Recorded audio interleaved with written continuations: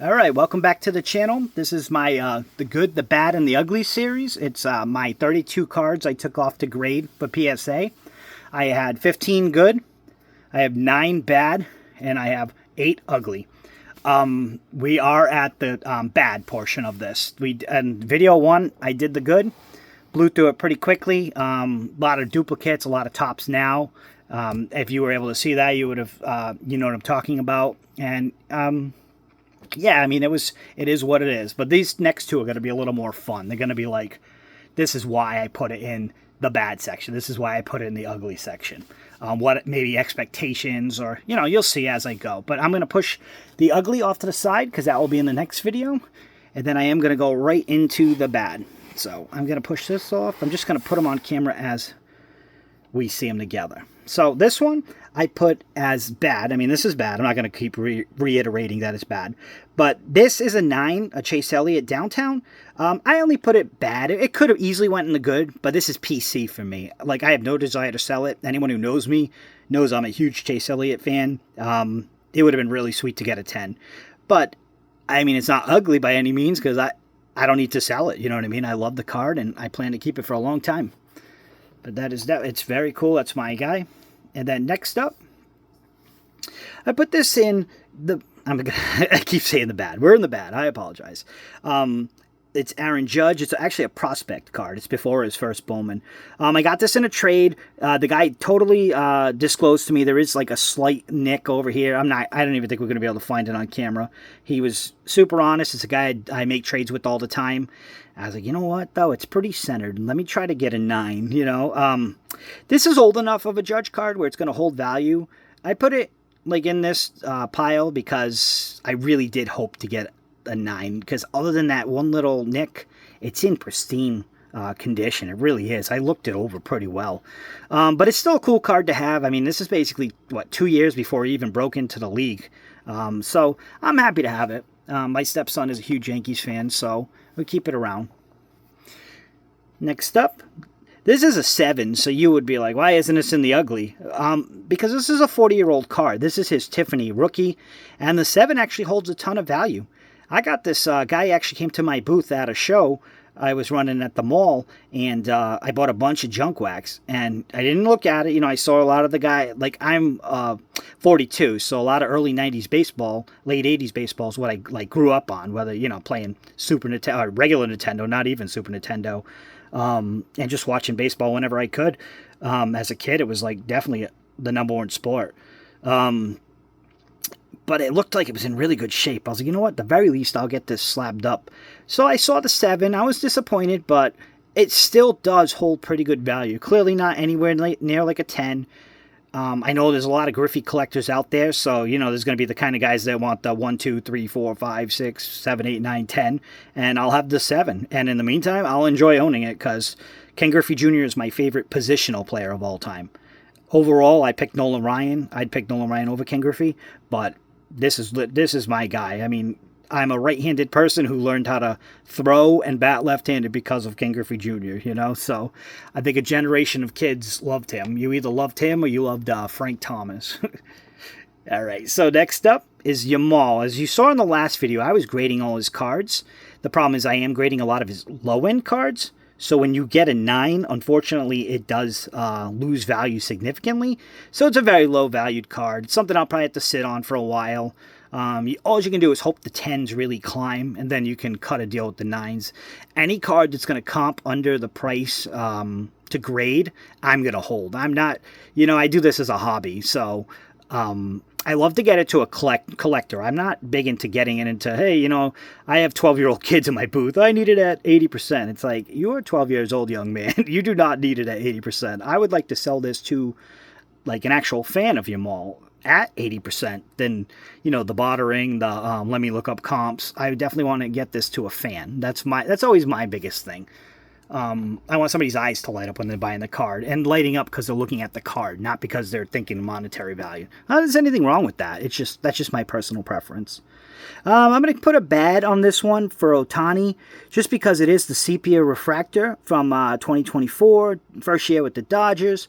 It looks so clean. I mean, looking at it right now, no, it still kind of looks really clean. Disappointed, but I swear PSA has it out for me with Ohtani's.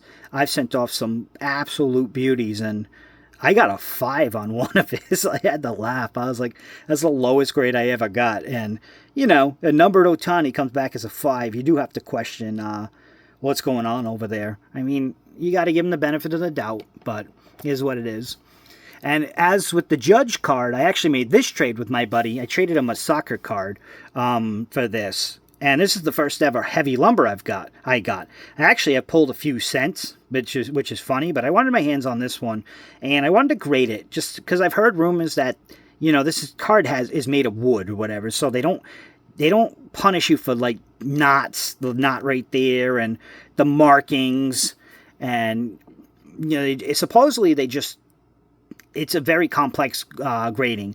So to get an 8 is not high value, but at least it's not a 4, you know. I don't know if I would grade heavy lumbers going forward. I did just recently pull a Freddie Freeman in Top Series 2, one of my better cards I pulled from Top Series 2. I'd consider it, but, you know, at least sent off a great name. I'm happy with the 8. It's not a 7. It's not brutal, anything of that nature. Next up, this one could have easily made the ugly pile. I did not do the red rookie redemption because I believe in Kurtz to the point of by the time his career is over, cards like this are going to be worth more than $1,000. I'm not sure if you know about the Fanatics the buyback. It's basically the rookie buyback program. It's called the Red Rookie Redemption. If you pull the red logo and you have the rookie who wins the Rookie of the Year, you can cash it in immediately for $100. Excuse me, I just got to grab a sip of water. So you could cash it in for $100, like at the end of the first year, or you can hold it. And the next step is if he wins multiple MVPs. I don't think it's one. I think it's multiple MVPs. You can cash it in for $500, and then the ultimate hold is you hold it. And within 5, I think they give you like 15 years, because obviously he won't be eligible for 5 years. And then if he makes the Hall of Fame, it becomes a $1,000 card. My thinking is this kid is going to be a Hall of Famer. I think this kid's going to be the Aaron Judge of the next decade.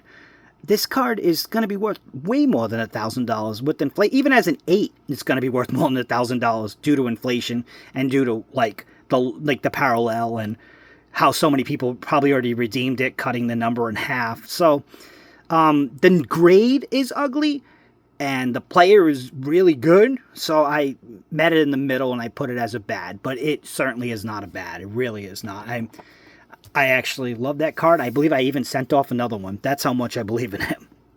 And now we get to, we're down to the last 2 cards. They're both going to be Jaden Daniels, and they're both going to be 8s. Right now with his market, because he got hurt last year, his market is way down. His 10s aren't even worth as much, and in like, you know, basic Prism cards. Yeah, so see, there's a Prism on the bottom here, but in general, his market is really down. So I would have liked to get some 10s to like quick flip, but I will hold on to the 8s for a little while. Not rooting for him per se as a Cowboys fan, but not rooting for him to be injured and as the reason why he hasn't been successful. Like, I'd like to beat him fair and square. I don't enjoy beating Marcus Mariota. I don't think that does good for anybody. But just to duplicate down, this one is going to be the Airborne Rookies and Stars. This one's probably even lower end than the last one. I don't even know if this one is a Prism. Yeah, it actually is still a Prism, as you can see right there. But just a kind of a low-end insert. If they would have came back as 10s, I mean, I probably would have kept them at 2 or 3 shows and they would be gone. People do like this kid, and I get why. He's super accurate, super talented quarterback. Just a little scrawny, but, you know, has all the tools in the world. But I would have liked to at least got a 9 for these. I mean, 8s are 8s, you know. I mean, it is what it is. 8's still not a bad card. To me, 8 is raw. I mean, everybody says 9 is raw, but it's hard to get a 9.